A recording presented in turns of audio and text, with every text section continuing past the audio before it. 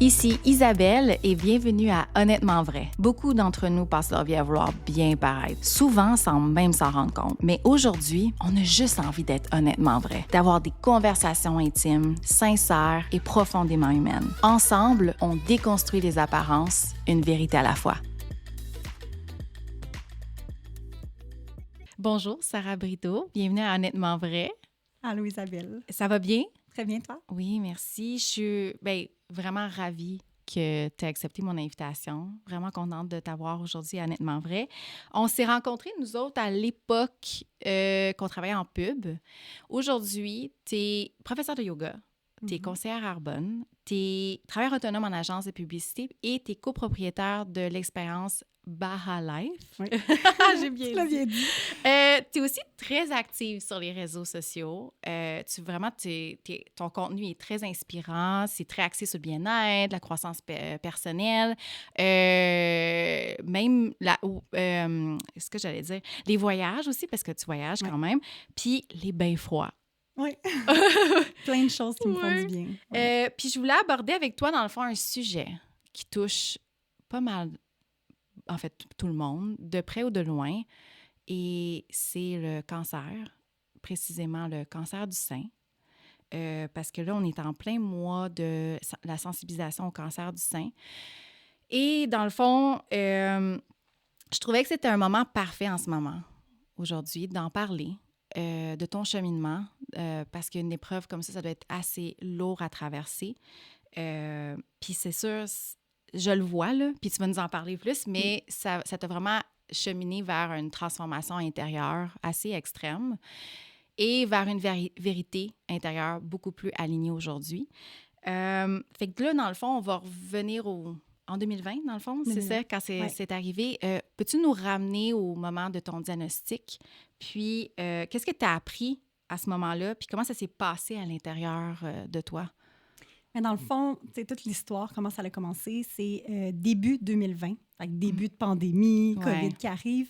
Je ressens une petite bosse au niveau de mon sein. Puis c'était une petite bosse, puis elle était vraiment sur le dessus de mon sein. Fait qu'elle n'était pas visible, mais quand je la touchais, je la sentais vraiment là. Ouais. Puis je me suis dit, ça doit pas être normal, mais je vais attendre dans 2-3 mois. Si elle est encore là, je vais aller consulter. OK. Fait que j'ai laissé ça aller pendant 2-3 mois. Puis quand j'ai senti qu'elle restait là, puis qu'elle était vraiment comme... Elle bougeait pas, puis elle changeait pas encore de grosseur, elle était vraiment comme stable. Ouais. Je me suis dit, je vais aller en parler à mon médecin. Fait que j'ai fait un appel avec mon médecin de famille à ce moment-là. Puis je lui ai dit au téléphone, durant un appel téléphonique, parce que là, avec la COVID, il y avait plus de consultation en personne, vraiment, à part quand c'était vraiment urgent. Mm-hmm.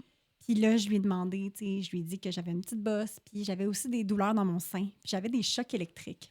Fait qu'à toutes les nuits, la nuit, j'avais des chocs, puis ça revenait aux 10 secondes. Fait qu'à chaque 10 secondes, j'avais un choc électrique au point que ça me réveillait.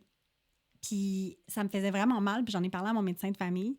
Puis il me dit, c'est normal, les femmes, vos seins. Puis quand il me dit ça, j'étais comme, t'es un homme, comment tu peux savoir? C'est quoi la douleur que je ressens dans mes seins? Ça. Parce qu'il me disait, quand t'es dans ta semaine, c'est normal, dans ton cycle menstruel, il y a des choses qui se passent dedans, fait que tu vas avoir des douleurs. Mais là, c'était pas pareil. Puis on s'entend, je vis avec mon corps, je suis capable de dire si c'est une douleur qui est pas là habituellement. Fait que mais il n'a pas voulu m'alarmer aussi, puis je pense que c'est correct aussi. Il voulait comme me rassurer, me dire que c'était normal. Mais intuitivement, tu le sens. Mais je savais qu'il y avait quelque chose de weird. Ouais. Puis là, à ce moment-là, il m'a dit, regarde, on va faire une échographie. Ouais. Non, c'est pas vrai. Il m'a dit, on va se rencontrer, je vais regarder. Fait que là, j'ai eu un rendez-vous en personne. Il a touché la masse, puis il m'a dit, OK, là, on va faire une échographie. Il dit, c'est quand même une masse qui est présente, fait qu'on va faire une échographie juste pour être certaine. Ouais. Puis à l'échographie, quand il y a eu les résultats, on a fait une autre rencontre, puis il m'a dit, la forme est atypique, elle n'est pas parfaite. Fait que juste pour être certain, je vais faire une biopsie. Fait que ça me rassurait de savoir qu'il était comme, OK, il prenait les choses en main pour pouvoir m'aider. Puis là, on a fait une biopsie. Puis la biopsie, elle a été faite à la Cité de la Santé. Fait que là, j'ai changé de médecin pour être avec un médecin spécialisé pour le cancer du sein. Puis ce médecin-là, fait que j'ai fait ma biopsie en septembre et en octobre, le 3 octobre, j'allais savoir si c'était un cancer ou pas. Fait que là, puis c'est ça que j'avais écrit dans ma publication sur les Ouais. réseaux sociaux. J'avais parlé parce que j'avais fait une note dans mon téléphone le 2 octobre. J'avais écrit comme quoi demain, je vais apprendre si j'ai le cancer ou non. Il y a une partie de moi qui se dit je pense que je l'ai ou je pense pas. Puis je m'en allais sur mes 30 ans. Je me disais c'est impossible, ça se peut pas. Je suis trop jeune Tellement pour ça. ouais. Fait que j'y croyais, mais en même temps, je croyais pas.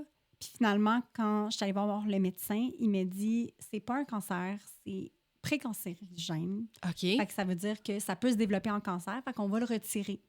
Fait qu'on va te le retirer par précaution. Puis en même temps, je vais envoyer tes résultats au CHUM. Puis le CHUM, eux, dans le fond, c'est qu'ils sont capables de faire des tests un peu plus poussés. Puis il m'a dit d'ici ton opération, si tu n'as pas de nouvelles de nous, c'est que tout est beau. Fait que là, le 3 octobre, je reviens chez moi. Puis c'est vraiment spécial parce que quand je reviens à la maison, j'ouvre mon Facebook.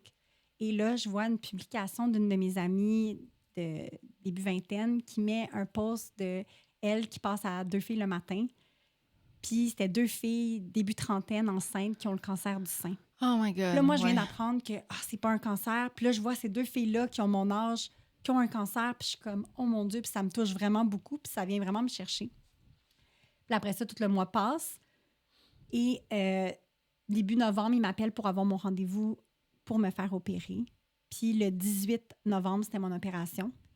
Puis il a fallu la veille que j'aille me faire tester pour la COVID, pour être sûre que je sois correcte pour le rendez-vous. Puis en plus, c'est fou parce que j'avais acheté un condo, mon premier condo que je m'achète, mon premier projet immobilier.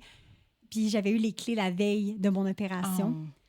Fait que mes parents étaient en train de peinturer le condo, sont venus me porter à mon rendez-vous le 18. C'était à 8 h le matin, puis j'avais pris congé parce que dans ce temps-là, je travaillais en agence de publicité en tant qu'employée. Ouais. Puis j'avais pris une journée de congé pour l'opération parce que c'était une toute petite opération. On faisait juste enlever la masse. C'est pas une ablation. Non, là, non, c'est vraiment juste enlever la masse, puis après ça, c'était terminé. OK. Je pensais retourner travailler le lendemain. Ouais. Puis là, à mon opération, le 18, à 8 h, il met le petit casque sur la tête, tu sais, un genre de filet pour comme, protéger les cheveux. Puis après ça, ils mettent la jaquette. Ils m'emmènent devant la salle d'opération. Puis là, l'anesthésiste, elle sort, puis elle me dit, je vais te faire Elle me dit un peu qu'est-ce qu'elle va te donner comme produit, même si toi, tu comprends absolument rien. T'es full stressé pour ton opération. Ben oui. Puis à ce moment-là, le médecin, il sort de la salle, puis il me dit, j'ai pas regardé les résultats du CHUM que j'ai reçus cette semaine. Puis finalement, c'est un cancer. Fait que moi, de même, avant l'opération. J'apprends, juste avant mon opération, que finalement, c'est un cancer que j'ai. Aïe, Puis là, moi, je suis toute seule dans le corridor avec le médecin. Puis à ce moment-là, il me demande, est-ce que tu veux retourner chez toi, digérer le tout, ou est-ce que tu veux qu'on t'opère tout de suite? Comme dans les prochaines heures, parce qu'il faut changer l'opération. Puis sur le coup, moi, je dis tout de suite, je veux me faire opérer aujourd'hui parce que là, tu me dis que j'ai un cancer à l'intérieur de moi. Je veux juste le sortir de mon corps. Je veux pas aller chez moi, dormir puis savoir que c'est là. Fait que j'ai dit, je veux le faire tout de suite, mais j'ai demandé, je peux-tu appeler ma mère? Ouais. Parce que pour moi, c'était tellement bizarre d'apprendre une grosse nouvelle comme ça puis d'être toute seule. Oui. J'étais comme, c'est trop gros pour lourd, moi. Ouais. Je trouvais ça très gros comme information. Puis j'étais comme, je veux juste le partager avec ma mère, tu sais. Puis à ce moment-là, il me dit, oui, tu sais, on va t'opérer autour de 11 h. Fait que mais il y avait des tests à me faire faire avant de m'emmener à mon téléphone. Fait qu'ils m'ont emmenée dans une salle pour faire... Ils me mettaient un liquide pour aller voir si ça s'était propagé. Ils allaient faire d'autres tests. Puis là, j'ai attendu un bon 45 minutes dans la salle avant que le spécialiste vienne me voir. Fait que pendant 45 minutes, j'étais sur le lit puis j'étais comme, j'ai le cancer. On dirait que j'y croyais pas. J'étais comme, c'est fou, à l'intérieur de moi, j'ai un cancer, puis j'étais comme, j'ai aucune idée si c'est grave ou non. Ouais. J'étais comme dans un clueless. T'étais-tu genre plus sur le choc? C'était comme... un genre de choc de OK, il y a ça qui se passe. Là. C'est comme... Tu fait que tu... Ouais, mais c'est spécial parce que je suis une personne très, très anxieuse dans la vie. J'ai fait beaucoup d'attaques de panique, beaucoup de crises d'anxiété. Puis j'aurais pensé qu'avoir une nouvelle de même, ça l'aurait déclenché une énorme attaque de panique. Puis au contraire, j'étais comme, OK, on va juste dealer avec ça. Puis première étape, le dire à ma mère. Deuxième étape, me faire opérer. Tu sais, c'était comme très on dirait comme si le temps était au ralenti dans un sens. Vraiment. Ouais. Tout s'arrêtait. Il n'y avait plus rien qui était important. C'était comme, je pensais plus au travail, je pensais plus à aucun autre stress de la vie. J'étais juste comme, oh shit, là, il faut que je prenne soin de moi. Je suis ma priorité. Puis là, j'ai annoncé à ma mère. Puis ma mère a trouvé ça spécial parce que je l'appelle autour de comme 9 h. Puis elle pense que j'étais encore là-bas. Fait que, tu sais, fait que là, elle savait qu'il y avait quelque chose de spécial. Fait que quand je lui ai dit, ben, elle a pu venir me voir, me donner un câlin, me réconforter avant que j'aille me faire opérer. Ouais. Puis à partir de là aussi, le médecin, le fait qu'il ne l'ait pas vu avant, j'ai eu l'impression qu'on m'a traité comme un enfant. Mais ça m'a fait du bien. Ça m'a fait vraiment du bien. J'avais l'impression que tout le monde était comme pauvre elle vient d'apprendre cette nouvelle-là, puis là, elle se fait opérer. Fait que tout le monde les soins que j'ai eus, ils étaient comme ultra, ultra doux, gentils. Tout le monde prenait soin de moi. Tout le monde s'assurait que je sois correcte. Parce qu'il c'est comme, rough aussi. Elle vient d'apprendre cette nouvelle-là. Elle est sous le choc, puis en plus, elle fait son opération. C'est ça. C'est beaucoup, là. Ça a été... fait qu'après ça, je me suis fait opérer. Puis je me rappelle, il y a une autre personne à qui je l'ai annoncé. C'était mon amie en agence. Parce que j'étais comme là, il va falloir que tu le dises à l'agence parce que je veux pas rentrer travailler demain. Je veux juste comme prendre ma semaine off pour comme digérer le tout. Ouais. Fait que là, tu sais, elle l'a annoncé. Puis à partir de là, tu sais, j'ai eu l'opération. Puis j'ai appelé ma meilleure amie pour qu'elle vienne me chercher parce que je voulais pas aller chez mes parents. Dans ce temps-là, mon condo, on peinturait. Fait que j'habitais chez mes parents pendant ce temps-là. Puis c'était trop difficile pour moi d'aller chez mes parents. Ça a été... Je trouve que c'est ça le plus difficile dans cette annonce-là, c'est de voir mes parents vivre avec cette peine-là. Tu sais, t'es maman maintenant, fait que tu dois comprendre. Tu sais, quand ton enfant a quelque chose, t'as le goût d'être la personne qui l'a à la place de l'enfant. Fait que je m'imaginais mes parents, à quel point c'était difficile pour eux. L'impact sur tes parents. Oui, j'ai l'impression que l'impact était plus grand sur eux que sur moi. Moi, j'étais comme, je vais passer au travers, je vais être correcte, je vais être forte, peu importe ce que ça va être. Mais eux autres, j'avais l'impression que ça allait vraiment leur faire quelque chose. Fait que je voulais pas les voir ce soir-là. Moi, je voulais aller voir mes amis, là, puis comme passer une belle soirée entre amis. Puis mon amie, elle a invité d'autres personnes à la maison, chez elle, puis on était genre une gang d'amis. Puis on a juste comme... Te cheer up un peu. Chillé. On a comme passé une belle soirée entre amis. Ça m'a fait du bien. Ça l'a comme un peu... C'était pas en arrière-plan? Comme tu sais, un peu comme ça te grugeait un peu le... Comment j'ai ça? Puis ça te revient en loupe, non? Non. C'était vraiment...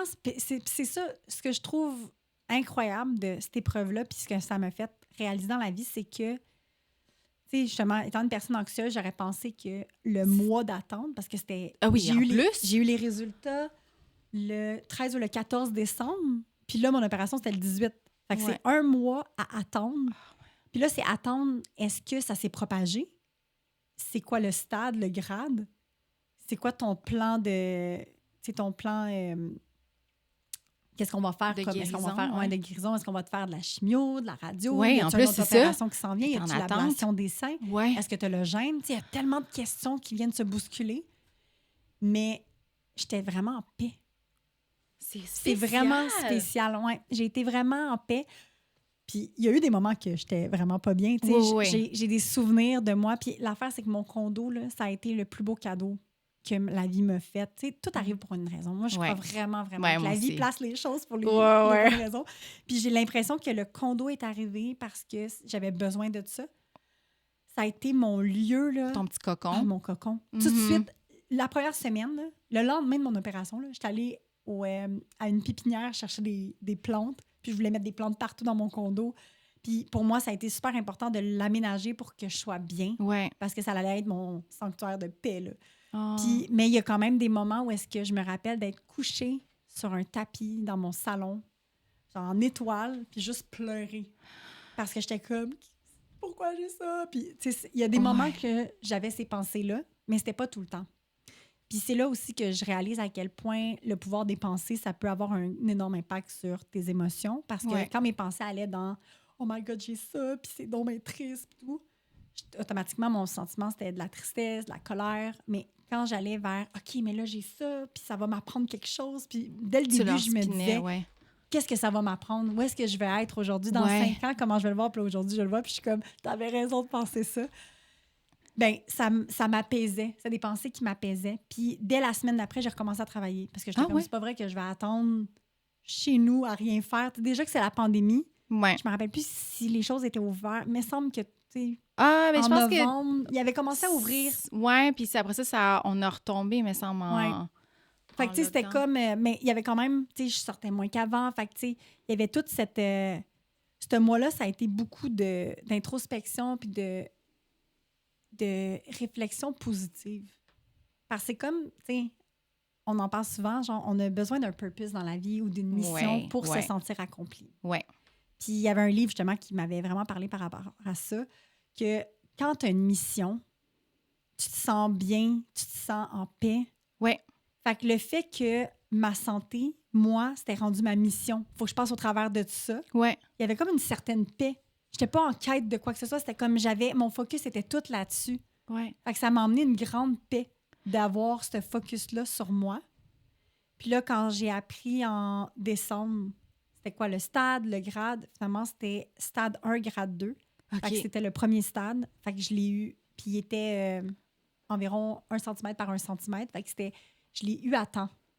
Fait que là, j'étais comme soulagée de savoir que hey, c'est moi qui l'ai trouvé. J'ai réussi à passer, à aller faire les tests puis tout ça. Fait que c'est pour ça que c'est important de prendre le temps de, tu sais, c'est le mois de la sensibilisation, mais de prendre le temps de se regarder, de faire des check-ups. C'est vraiment important parce que moi, grâce à ça, ben j'ai eu la chance de le prendre à temps. Puis ça n'a pas eu la chance de se propager ailleurs dans mon corps. Puis après ça, ben la deuxième étape, c'était de faire un test pour savoir si j'avais le gène. Oh oui, c'est ça. Toi, ben c'est ça, t'en avais-tu dans ta famille? Il y a ma grand-mère qui avait eu le cancer du sein. OK. Oui, ma grand-mère, elle avait eu le cancer du sein, mais elle n'avait pas le gène. OK. Puis elle avait aussi passé au travers. Puis il avait donné comme... Il était quand même très avancé, elle. Puis elle avait réussi à passer au travers. Fait que moi, on dirait que ça me rassurait. Ouais. Beaucoup de monde autour de moi ont eu des cancers. Mon père, il a eu un cancer de la gorge. Ah ouais? Il a eu de la chimio. Ça a été vraiment difficile. On avait un lit d'hôpital à la maison. Ça a été une période très... Fait que toi, t'as vécu ça. Oui, avec...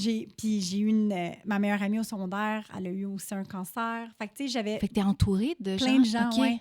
Mais tout le monde avait survécu. Tout le monde avait passé au travers. Fait qu'on dirait que j'avais pas... C'est peut-être rassurant. C'est pas, je veux dire, c'est pas, tu souhaites pas ça à personne, tu veux pas que ça t'arrive, mais peut-être de le voir aussi proche de toi, c'est peut-être rassuré, peut-être pour ça que t'es plus... Oui, j'étais comme en paix parce que je me disais, il a l'air petit, je sens que, tu sais, on dirait, puis j'étais comme, tu sais, je suis pas fatiguée, je sens pas que je suis malade. C'est ça qui est vraiment spécial aussi, parce que dans le mois que je l'ai appris, mais là, il faut que je l'annonce aux gens autour de moi. Ouais. Puis ça, c'est vraiment spécial d'annoncer aux gens que tu as ça. Mais toi, je me sens super en forme. Là. Moi, là, je suis top shape. Là. Mon opération, j'étais en guérison, mais tu sais, c'était comme, je me sens super en forme. Puis là, j'annonce ça aux gens, puis ils me traitent comme si j'étais une grande malade. Ouais. Ça, c'est vraiment spécial. Ouais. Ils te traitent comme si... Ben, y a-tu un silence des malaises des gens? On dirait qu'ils savent pas trop comment... C'était beaucoup de pleurs, beaucoup de grande tristesse qu'il fallait que je les rassure. Puis ça m'a fait... Tu rassures plus les autres? Oui, vraiment, vraiment. C'est fou, hein? Parce que, tu sais, t'es comme... Comment ça affecte? Tu sais, il y a du monde avec qui c'était plus difficile. Tu sais, les premiers, mes parents, tout ça, c'était plus difficile. Mais après ça, mes amis, j'étais comme rendue habituée à un moment donné de l'annoncer aux gens. Puis moi, j'avais process l'information, mais pour eux, c'était tout nouveau. Ouais. Puis dépendamment aussi, la personne, si elle a connu des gens autour d'elle qui ont eu des cancers ou pas du tout, il y a une énorme différence dans les réactions. Fait que c'était particulier de voir autour de moi les différentes réactions du monde, comment qui percevaient ça. Puis moi, j'étais comme, non, mais je suis correcte, là, je suis correcte. Je vais avoir les résultats, puis ça va bien aller, de rassurer la personne. C'est toi qui es en contrôle. Je suis comme, ça va bien aller. Mais en même temps, c'était une belle dose d'amour puis de bienveillance, support, de support autour de moi. J'ai l'impression que c'est une des périodes de ma vie où est-ce que j'ai reçu le plus d'amour. Ben oui, puis, mais tu sais, ça a fait du avec bien. raison, ouais. Ça fait vraiment du bien de voir autant de gens autour de moi me supporter. J'étais comme, OK, j'ai des gens sur qui je peux compter dans la vie. On dirait que tu le réalises pas tant que tu vis pas quelque chose. Exact, c'est ça. Ouais. Il faut que tu sois confronté à une situation comme ça. Puis, avant ton... Ben, en fait, as-tu le gène? Non, mais c'est ça. Fait que là, en janvier, pour revenir à ça, en janvier, j'ai fait mon test pour savoir si j'ai le gène et j'ai pas le gène. Fait que dans le fond, si tu as le gène, c'est que les chances de récidive sont encore plus grandes parce que ça peut revenir. Fait que le médecin m'avait dit, si tu as le gène, on va te faire l'ablation des seins. Oh! Fait que là, moi, c'est ça. En décembre, j'apprends... en décembre, j'apprends que il n'est pas avancé le cancer, mais il faut que je fasse un test pour savoir si j'ai le gène. Puis à partir de là, ben, est-ce qu'on va faire l'ablation des seins ou non? Puis j'étais célibataire pendant ce temps-là. Puis je trouvais ça difficile d'être célibataire. C'est ça, cette épreuve-là, j'ai trouvé ça vraiment difficile d'être célibataire parce que je me disais, là, si je me fais l'ablation des seins, tu sais, c'est comme, j'ai personne avec qui, genre, célébrer les derniers jours de mes seins. Tu sais, on dirait que c'était comme quelque chose que j'avais le goût de célébrer. Je me disais, là, je peux pas vivre ça avec quelqu'un, un partenaire. Ouais. Puis finalement, c'est ça. Fait que là, le gène, j'ai pas le gène, fait qu'on n'a pas fait l'ablation des seins. OK. Puis à partir de là, on a pu faire mes traitements de radiothérapie. T'as pas fait de chimio? Non, j'ai juste fait de la radiothérapie. Fait que c'est local. Il vient comme irradier autour de où est-ce qu'il y a eu le cancer pour pas que ça se propage si jamais il en reste un peu. Fait que c'est 29 jours consécutifs, sauf les week-ends, on a congé. 29 jours à l'hôpital? Oui, que tu vas... Ça dure 15 minutes. Ah, OK. Quand Puis, même, c'est... Puis pendant cette période-là, ça a commencé le 1er mars. Je voulais continuer à travailler parce que c'était 15 minutes. Fait que je pouvais aller faire mes traitements, revenir à la maison le matin puis continuer à travailler. Puis finalement, ben, après la première journée, quand j'ai fait mon premier traitement, je suis revenue à la maison, j'ai eu un appel de job à 9 h.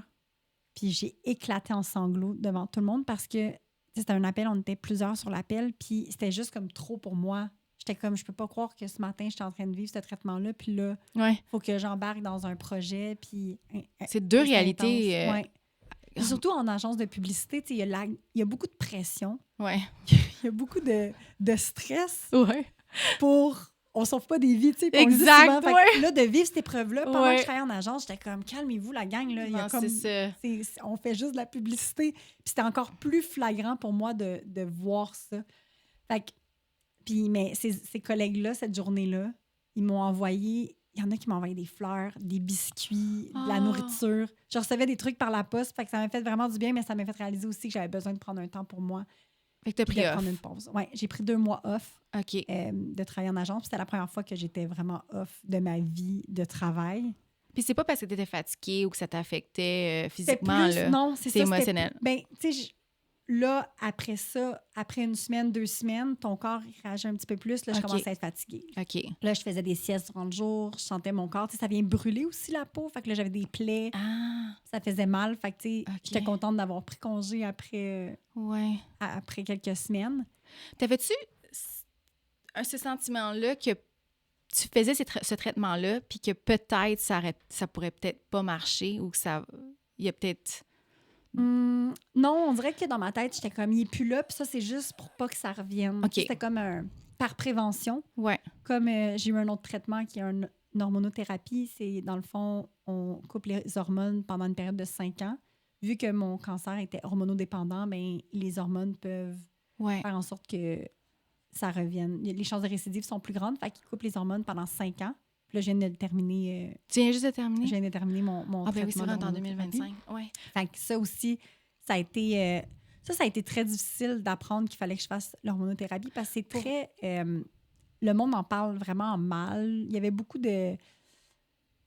C'est comme te mettre un peu comme en ménopause, mais jeune. Fait que là, j'appréhendais beaucoup les symptômes, les effets secondaires. Puis sur les forums, je me suis mis à lire là-dessus. Beaucoup de monde en parlait en mal. Puis j'étais comme... Fait que j'ai arrêté de me renseigner là-dessus. Puis je me suis dit, je vais le faire. Puis, tu sais, j'ai vécu les bouffées de chaleur, les sauts d'humeur. T'as tout vécu ça, ouais? Fait que, tu sais, c'était comme... Mais plus au début. Après 5 ans, à un moment donné, ton corps, il s'adapte aussi. Puis, tu vois, là, le fait d'avoir arrêté, puis les hormones qui reviennent... Je trouve ça plus difficile d'avoir les hormones qui reviennent que les avoir coupées. Fait que c'est ça. Mais, tu sais, ça fait partie... Puis pourquoi 5 ans? Parce que c'est... Je pense que c'est comme les études démontrent que ça l'aide à... Parce que ça, je me demandais, je peux-tu l'arrêter après 3 ans, après 4 ans? Mais c'est ça, les études, ils montrent qu'après 5 ans, mais ils ne montrent pas qu'après 4 ans, il y a moins de chances de récidive. Tantôt, tu parlais de l'ablation des seins, puis aussi comme... En fait, ça touche vraiment au corps puis à la féminité. T'avais-tu peur de la chimio, la perte des cheveux? Je pense que c'est quelque chose que... Moi, personnellement, c'est quelque chose qui me fait peur. Je sais que c'est relié aux apparences, mais on dirait qu'il y a quelque chose que l'atteinte de notre corps, de notre côté féminin qui fait en sorte que ça nous challenge ou... Oui, bien, parce que dans le fond, en décembre, quand je savais pas trop ça allait être quoi le plan de traitement, j'étais comme, ça se peut que j'aille de la chimio, ça se peut que je perde mes cheveux. En même temps, tu vois, mon père, il a fait de la chimio, il a juste perdu ses cheveux en arrière. Fait que, tu sais, tu sais jamais comment ça peut aller, mais j'étais prête à tout. Parce que j'ai toujours rêvé d'avoir les cheveux courts. Puis avant ça, j'avais les cheveux longs. Fait que quand j'ai su que j'avais le cancer du sein, j'avais les cheveux longs. Puis je rêvais d'avoir les cheveux courts. Fait que j'étais comme, c'est peut-être mon occasion de me raser la tête et d'avoir les cheveux courts pour une fois dans ma vie. Fait que c'est ça, j'étais comme prête à ça. J'étais vraiment prête à toute éventualité. Puis à ce moment-là, tu t'en fous de...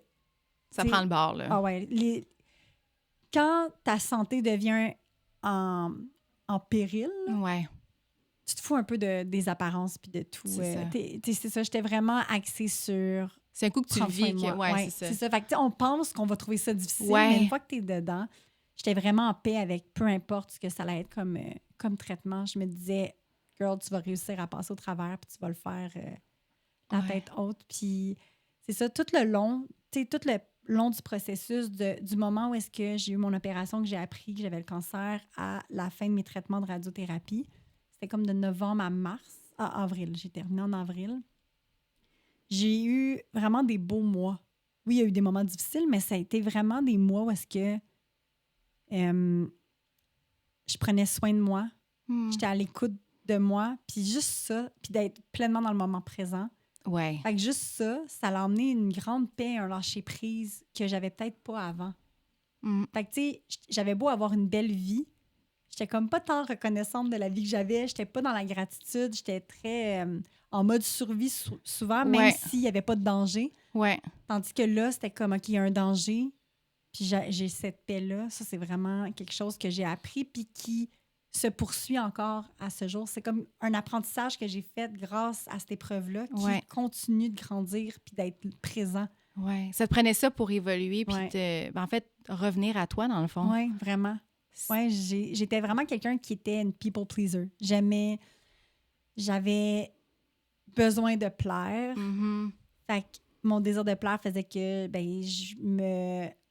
souvent je me mettais de côté pour pouvoir plaire aux gens. Toujours les autres. Mais là, veux pas, quand tu vis une épreuve comme ça, t'es comme OK, c'est moi la priorité, c'est moi qui est important. Puis après ça, les gens, ils vont m'aimer peu importe. T'sais, le monde va m'aimer peu importe ce que je vis, ce que je fais. Puis ceux qui m'aimeront pas, ils vont m'aimer peu importe ce que je fais aussi. Fait que c'est de réaliser que c'est pas tant important le jugement des autres. Puis en autant que moi, je sois bien avec moi dans ma vie, c'est juste ça qui compte. Puis c'est ça que ça va m'avoir appris. Tes priorités shift, en fait, vraiment, quand ça arrive. Mais je trouve ça important d'en parler, surtout, puis là, tu parles aussi en lien avec les hormones. Puis de fait de, quand ça arrive, de dépister, juste de faire une parenthèse, moi, quand j'étais enceinte, parce que là, on va en reparler de... c'est vrai que les hormones, ça amène beaucoup de changements dans ton corps quand tu es enceinte. Puis je me rappelle, moi, qu'à 5 mois enceinte, je sais pas pourquoi, j'ai touché mon sein.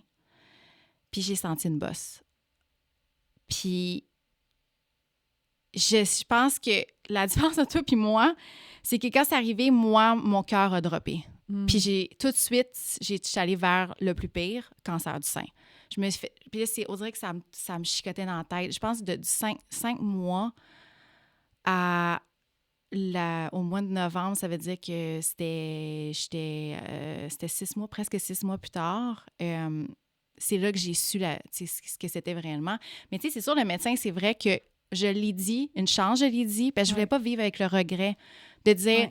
En fait, moi, je sais pas pour toi, mais moi, c'était vraiment... J'avais pas envie d'en parler, puis j'avais envie que c'est comme ça arrive pas. Que ça n'existe pas. Oui.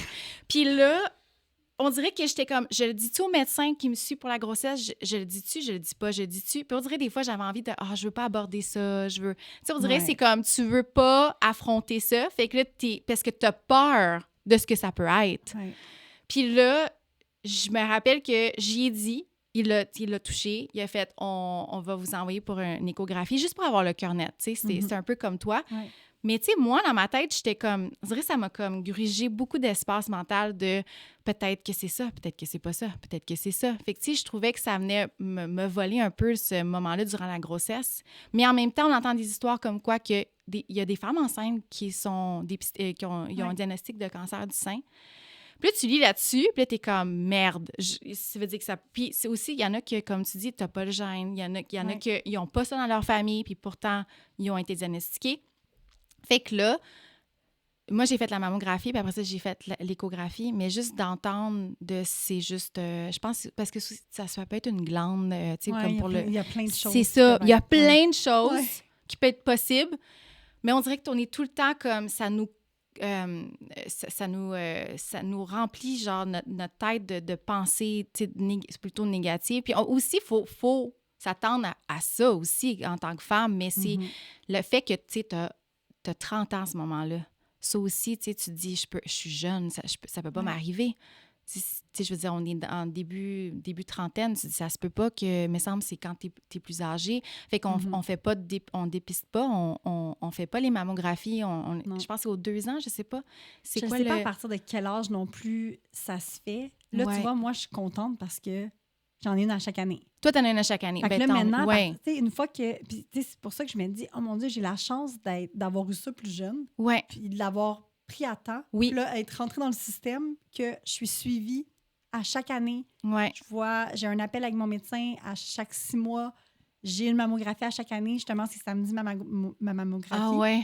Fait que, tu sais, je me dis, si jamais il y a à revenir, Ouais. ben il se développera pas pendant comme 3-4 ans. C'est ça. Puis je vais avoir le temps de le voir à temps. Ouais. Fait que ça va être encore une fois, tu sais, plus simple. Un mal pour un bien dans un sens. Fait que, tu sais, c'est ça, j'ai l'impression d'être comme en sécurité un peu plus Ouais. à cause de ça. Parce Ouais. que, tu sais, c'est ça, tant que tu vas pas voir ton médecin puis tu n'as pas de masse, c'est plus rare, je pense, qu'ils vont te laisser faire une mammographie. Ouais. Mais, tu sais, juste d'être comme alerte puis à l'écoute de son corps, je pense que ça l'aide vraiment beaucoup. Mais Vraiment. comme tu dis, Mais on se touche pas les seins non plus. Mais non.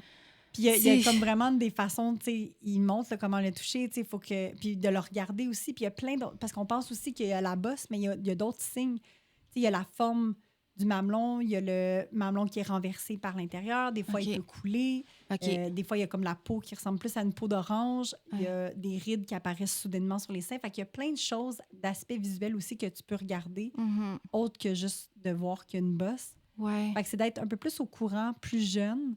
Puis moi, justement, j'avais rencontré, dans le fond, quand j'avais vu les 2 filles qui avaient passé à 2 filles le matin puis qui parlaient de leur expérience, comme quoi ils étaient enceintes Ouais. et qui avaient le cancer, il y a une des filles qui était une de mes amies, puis elle m'a mis en contact avec l'autre fille. OK. Parce qu'elle m'a dit, il faut absolument que tu parles à cette fille-là. Et cette fille-là, elle avait fait de la chimio, puis elle a accouché pendant qu'elle venait de faire de la chimio.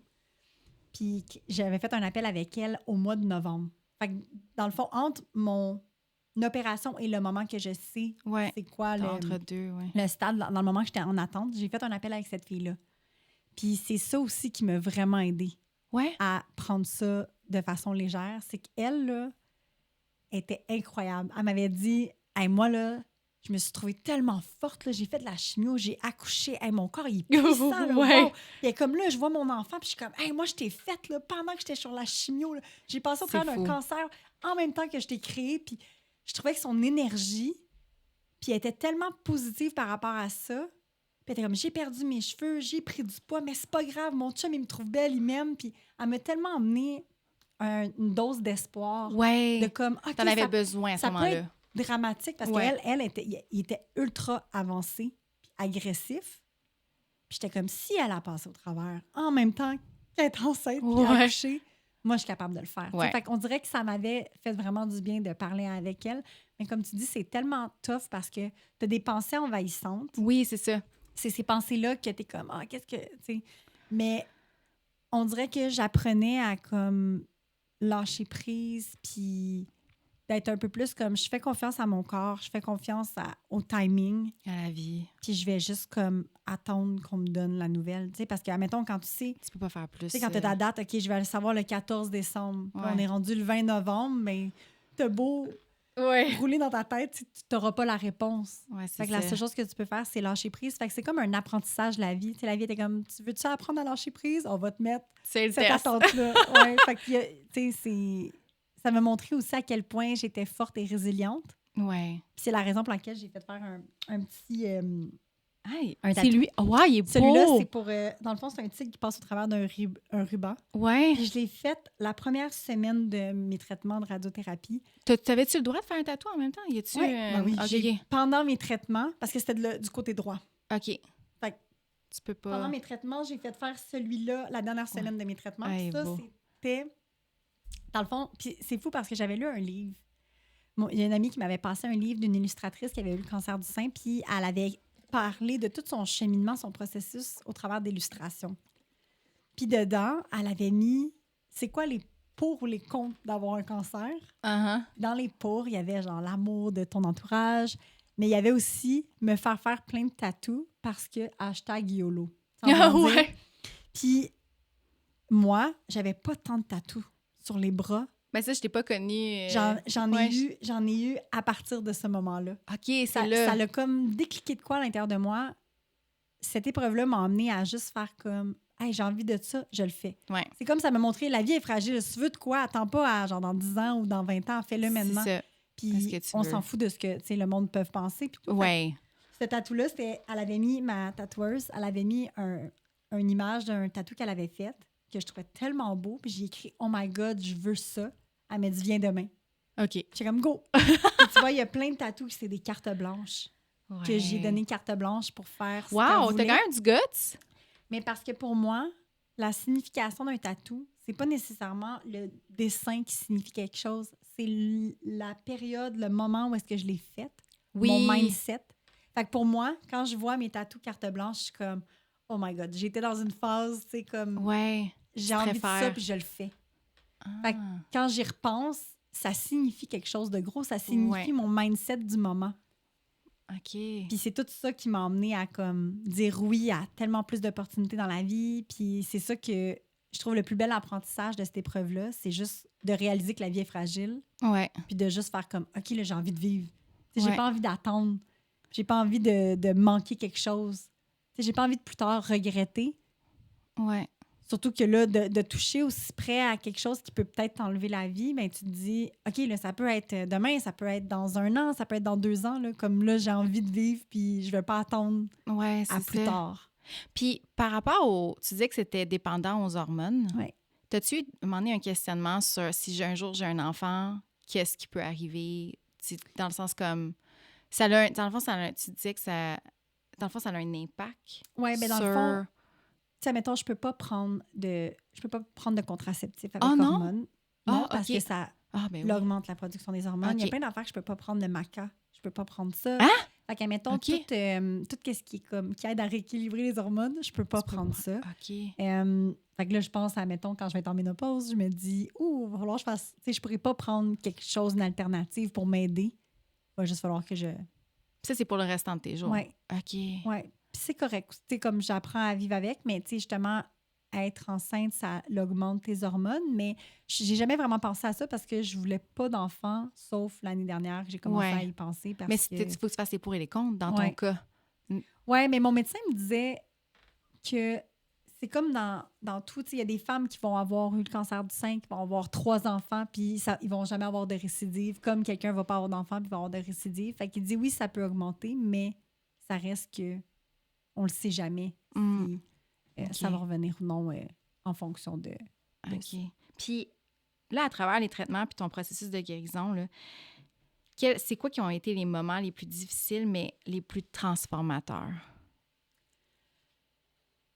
Les moments les plus difficiles, ça a été de le vivre seul.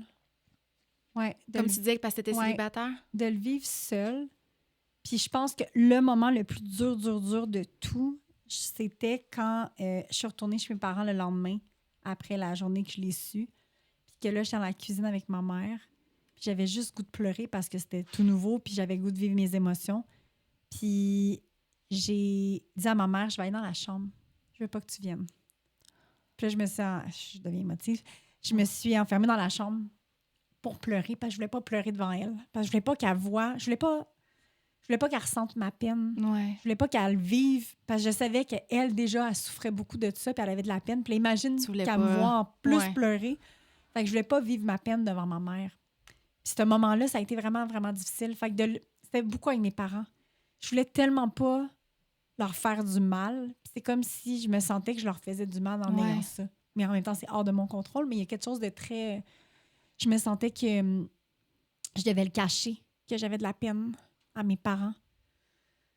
Fait que c'est pour ça que quand j'ai emménagé dans mon condo, de pouvoir pleurer en paix, ça a été comme quelque chose de très libérateur, de me sentir qu'il n'y a personne qui me voit pleurer. Là, je suis bien, tu sais.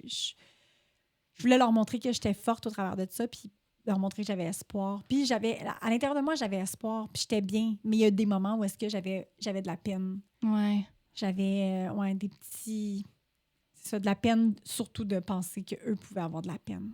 Tu te sentais coupable, dans un sens. Oui. Mais en même temps, c'est vrai que quand tu regardes ton enfant souffrir ou avoir mal, ça t'as le goût de le prendre, le mal. T'as le goût... Fait que, tu sais, même sans avoir d'enfant, je peux imaginer à quel point... c'est ça, tu t'es mis dans leur... Je me suis dit à quel point c'est sûr que ma mère, elle voudrait bien plus l'avoir, elle, que de me voir moi passer au travers de ça.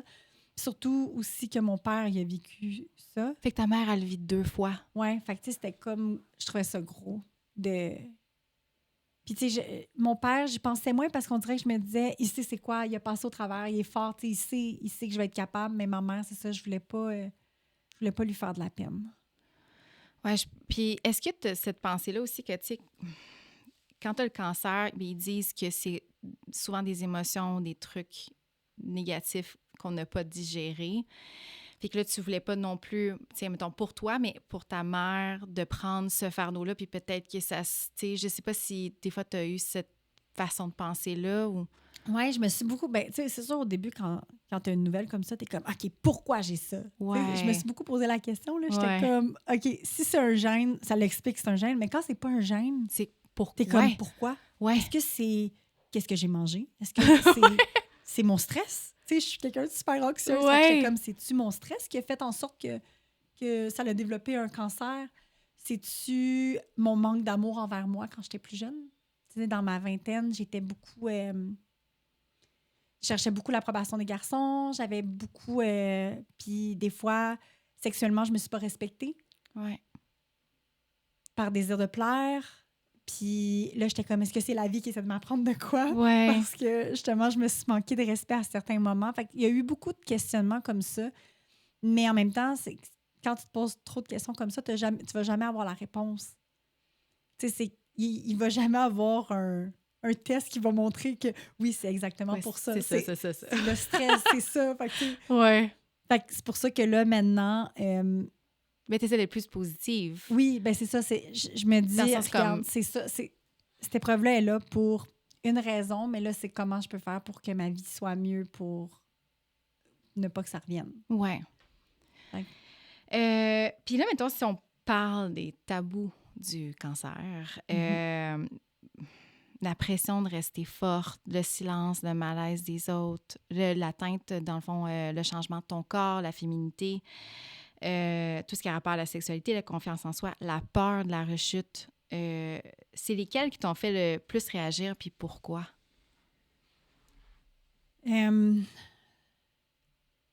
La peur de la rechute est venue au début, mais est partie après le temps. Au début, j'avais peur que ça revienne. Mm-hmm.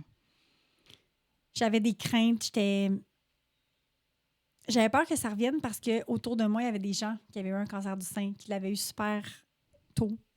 Ils avaient réussi à s'en sortir, puis c'était revenu, mais vraiment de façon plus intense. Fait que j'avais comme cette crainte-là de me dire comme, OK, là, je l'ai eu facile, là, ça, là, j'ai eu de la chance. Ouais. Est-ce que la vie va me ramener quelque chose parce que, justement, j'ai trop été chanceuse? Ouais. Là. Ah, ouais. Fait que cette pensée-là, mais c'est parti, là, ça fait 5 ans. Fait que c'est sûr qu'elle est partie... après le temps. Puis même, tu sais, aujourd'hui, je le vois plus comme si ça allait revenir, on dealera avec de la meilleure façon possible. Ouais. Mais je le vis moins comme un stress. Puis l'aspect de rester forte, je me sentais forte. Ouais. Je me sentais, là... C'était pas pour avoir l'air forte. Non, je me sentais indestructible. Wow. C'est comme si... C'est ça, je me disais, il n'y a plus rien qui peut m'atteindre.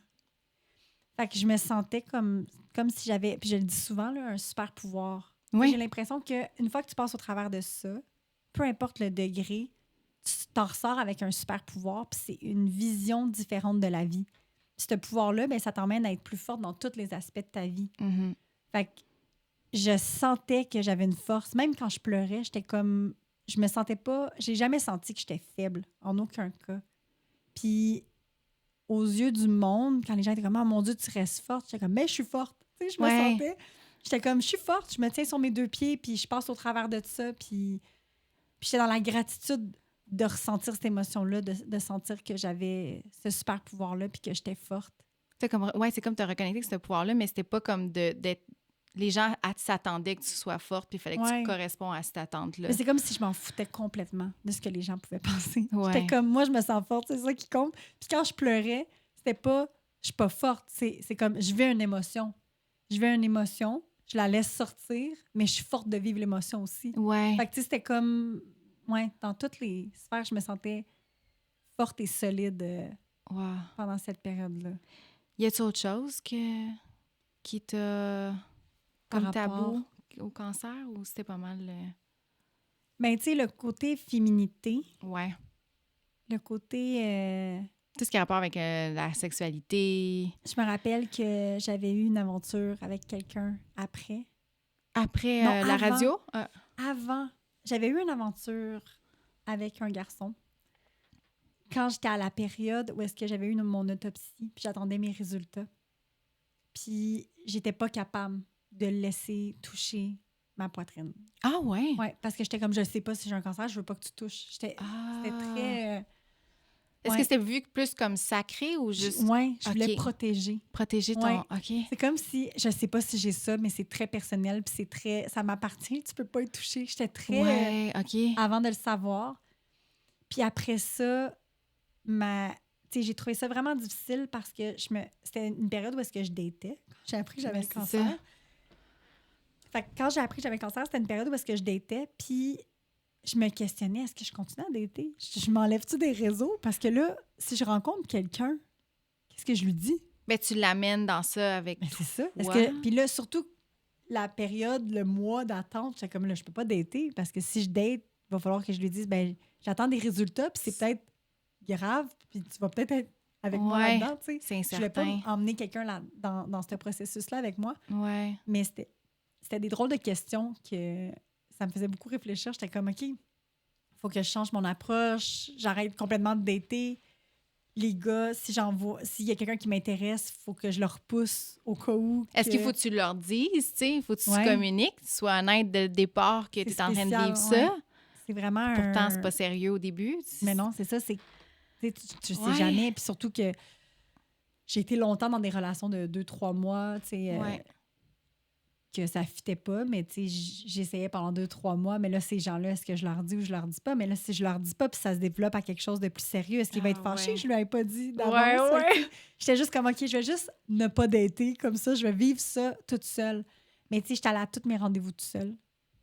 J'étais allée à toutes, tu sais, puis encore à ce jour, des fois, ça m'arrive d'aller à mes rendez-vous toute seule, puis je dis à mon chum que ça me fait mal parce que, tu sais, là, il fait partie de ma vie depuis 3 ans, mais des fois, ça donne qu'il y a les enfants, tu sais, comme en fin de semaine, j'ai ma mammographie, j'aimerais ça qu'ils viennent avec moi, mais il y a les enfants ce week-end, fait que je vais y aller toute seule. Mais quand je l'ai fait toute seule, je me dis, girl, t'es forte. Tu sais, t'as réussi à passer au travers de ça toute seule, sans être en couple. Imagine. Ça aussi, je trouve que ça m'a comme emmené une forme d'indépendance à mes yeux. De ne pas dépendre de quelqu'un pour son support. Parce que c'est toi. Ben, en fait, on est seul avec soi-même, puis on va mourir tout seul avec ça. Je veux dire, mais il faut qu'on se trouve, tu sais, il faut trouve une force à l'intérieur de nous, puis qu'on se fasse confiance, puis qu'on se sent... Ben, en fait, c'est ça, je me demandais, est-ce que tu te sens, quand tu allais seule, est-ce que tu te sentais profondément seule à l'intérieur? On dirait que c'est comme si tu cherchais... Non, justement, j'étais fière. OK. J'étais comme, moi, je m'en vais à mes rendez-vous toute seule, tu sais, j'étais comme très autonome, très indépendante. Fait que ça m'a emmené aussi cette vision-là de moi que je peux tout accomplir, je peux tout faire tout seul maintenant. Il n'y a personne qui peut comme... Je dépends de personne. Ouais. Fait que ça aussi, c'est... Pourquoi... Ben, je sais que tu as partagé le dépistage, juste pour comme clore là-dessus. Le dépistage, mais aussi l'importance d'écouter son corps. Pourquoi tu veux mettre ça le plus de l'avant sur tes réseaux? Puis comment aussi ça a changé ta relation après le diagnostic avec ton corps? Bien, je trouve que notre corps, c'est un appareil tellement puissant, puis il nous envoie des signaux, puis on a tendance à ne pas les écouter. Oh, OK, oui. Ou des fois, de se dire comme « Ah, ça sera pas grave. » Moi, c'était comme si je le sais pas, ça n'existe pas. Fait qu'on dirait que je voulais pas. Ouais. Je voulais pas y faire face. Fait que c'est pour ça que j'avais dit, dans 2-3 mois, je vais aller voir. Tu sais, j'aurais pu aller voir tout de suite le médecin, mais je me disais dans Ouais. 2-3 mois, parce que je me disais, tant que je vais pas voir, ça n'existe pas. Mhm. Mais je réalise à quel point c'est tellement important de juste, tu sais, comme quand on sent qu'il y a quelque chose qui est différent dans notre corps, de juste aller Porte attention. vérifier. Ouais. Vérifier si c'est. Puis j'ai fait exactement ça l'année passée. Je sentais qu'au niveau de ma vessie, il y avait quelque chose qui était différent. J'étais allée voir, j'étais allée consulter. Mais là, je me suis fait dire par la personne qui me faisait l'échographie que je n'étais pas obligée d'aller voir un médecin à chaque fois que j'avais des inconforts. Puis le pire, c'est que c'est rare que je vais voir mon médecin de famille. Je le vois aux 2 ans. Ouais. Mais c'est bizarre. Puis quand il m'a dit ça, je lui ai dit, je veux juste te dire que moi, j'ai eu un cancer du sein parce que j'ai trouvé une masse. Fait que oui, aujourd'hui, je vais être un petit peu plus à l'écoute de mon corps. Puis il s'est tellement senti mal, puis il a dit, t'as tellement raison, je suis désolée. Puis je comprends qu'il y a des gens qui sont peut-être hypocondriaques, qui vont aller plus souvent consulter. Fait que tu sais, il y a comme un... Ouais, faut trouver l'équilibre, mais en même temps... Mais c'est important, surtout, tu sais, Surtout, tu sais, le cancer du sein, j'ai l'impression que ça devient... On en voit de plus en plus, tu sais, autour de moi. Depuis que je l'ai eu, j'ai l'impression qu'il y a plein de monde autour de moi qui ont commencé à l'avoir. Oh, ouais. Fait que c'est ça, c'est de réaliser qu'il y a plus de cancers qui se développent qu'avant. Fait que d'être encore plus à l'écoute de son corps, puis peut-être plus d'être dans la prévention, justement. Tu sais, si on sait qu'il y a des choses qui sont cancérigènes, est-ce qu'on peut faire des choix dans notre vie pour comme éliminer ces choses-là? Ouais. Fait que c'est de faire de la prévention, de faire attention à sa santé, puis d'être à l'écoute de son corps. Je pense que c'est la meilleure formule pour comme être un peu plus safe. Mais, tu sais, t'as quand même des pratiques comme le yoga, les bains froids, ou la sobriété. Tu as arrêté de boire l'année passée, je crois. Ouais. Qu'est-ce que ça... En fait, ça t'apporte quoi au quotidien? Puis comment ça t'aide à rester connecté avec toi-même, mais aussi après avoir eu un diagnostic comme ça? Bien, c'est sûr qu'après avoir eu une épreuve comme un cancer, puis comme ta priorité, c'est ta santé. Ouais. C'est moi, ma santé. Fait que je suis un peu comme dans une phase de test, d'essayer plein de choses qui sont bonnes pour la santé, puis de voir qu'est-ce qui résonne avec moi, puis qu'est-ce qui me fait réellement du bien. Fait que, tu sais, pour moi, les bains froids, c'était pas comme les bains froids, c'est bon, je vais le faire, puis c'est tout. Mm-hmm. C'était vraiment comme, je vais le tester. Comment je me sens quand je l'ai fait? Je me sens bien.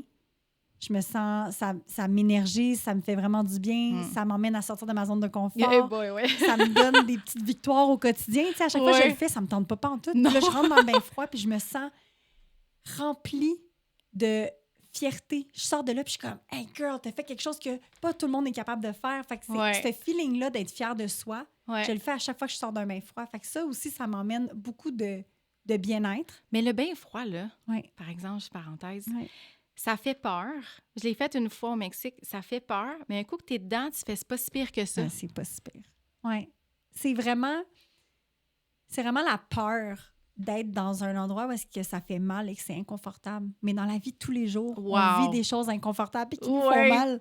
Puis on est capable de... Tu sais, il y a du monde qui reste dans des relations qui sont toxiques. C'est pire qu'un bain froid. Un bain froid, c'est 3 à 5 minutes. C'est aussi de savoir que c'est passager. Tu vas sortir. C'est pas éternel. Fait que ce feeling-là d'aller dans l'inconfort et d'apprendre à juste respirer dans l'inconfort, puis après ça, de sortir de là et de dire « OK, c'est terminé ». On dirait qu'il y a quelque chose de très... c'est un apprentissage que tu peux mettre après ça en pratique dans toutes les sphères de ta vie. Tu sais, aussitôt que tu vas vivre quelque chose de difficile ou tu vas être dans un environnement que tu es inconfortable, tu vas te dire « Bon, ben c'est passager. Je respire. » Parce que, tu sais, justement, quand tu vis des grosses émotions puis que tu te sens pas bien, juste la respiration, ça ramène tellement un calme. Fait que c'est comme des apprentissages autant dans le yoga. Je trouve que c'est ce que le yoga... En faisant ma formation de yoga, ce que j'ai appris... Dans ma tête, à moi, le yoga, avant, c'était des postures hot. C'était comme d'être super flexible, tu sais. Mais aujourd'hui, je vois vraiment plus ça comme un apprentissage aussi de la vie de tous les jours. Une posture de yoga, ça peut être super inconfortable, mais quand tu respires dedans, l'inconfort se dissipe un peu.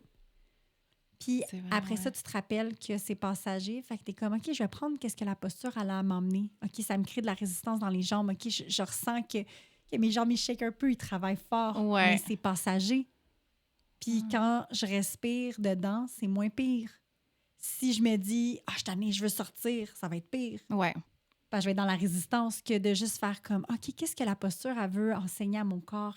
Comment mon corps se sent? Fait que d'être encore plus à l'écoute de son corps, c'est ça que c'est des apprentissages-là, ces choses que je fais dans la vie, tu sais, le yoga, les bains froids, ça m'emmène à avoir un peu plus de paix au quotidien dans toutes les autres sphères de ma vie. Puis la sobriété, ça t'a amené... je veux dire, arrêter de boire, ça t'a amené plus de prise de conscience, j'imagine, sur Oui. ce que tu faisais avant versus aujourd'hui, comment c'est... En fait, j'imagine... ils disent que c'est cancérigène, Oui, bien, l'alcool. c'est prouvé que c'est cancérigène. Ouais. Puis surtout pour le cancer du sein. Fait que pour moi, j'ai pas arrêté de boire à cause de ça. J'ai arrêté de boire parce que toute ma vie, dans ma tête, l'alcool, c'était du poison. Toute ma vie... Mais c'est ça, en ben, fait. c'est ça. Fait que toute ma vie, j'ai cru au fait que l'alcool, c'est du poison. Puis quand j'étais très jeune, je sortais toutes les fins de semaine. Ouais. Mettons, je buvais jeudi, vendredi, samedi, Oh, dimanche. ouais.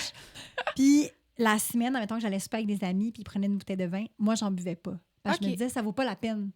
Je vais le garder pour mon week-end où est-ce que je vais sortir. C'est comme, je choisissais mes moments. Puis ma mère me le reprochait tout le temps.